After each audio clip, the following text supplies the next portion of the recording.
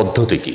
আমরা এটা নিয়ে অনেক ধোঁয়াশার মধ্যে থাকি। আমরা মনে করি যে প্রথম রাকাতে সুনির্দিষ্ট করে একটা সূরা এতবার পড়তে হবে, দ্বিতীয় রাকাতে অমুক সূরা এতবার পড়তে হবে। মূলত তাহাজ্জুদের নামাজ অন্য 10টা নামাজের মতো, এর বিশেষ কোনো নিয়ম নাই।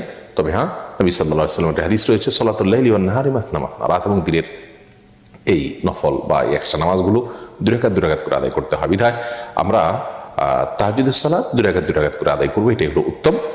আর এই 2 রাকাত করে যে আদায় করব সেটা অন্য সাধারণ নামাজের মতোই আমরা পড়বো। অন্য সালাতগুলো যেরকম পড়ি, হাত বাঁধার পর আমরা দোয়া ইস্তেফতাহ বা সানা পাঠ করার পর সূরা ফাতিহার পরে যে কোনো সূরা আমরা মিলাতে পারি, যে কোনো সূরা মিলাতে পারি, এবং যত লম্বা সূরা পড়তে পারি তত উত্তম, যত সময় নিয়ে যত ধীরে ধীরে পড়তে পারি ততই ভালো।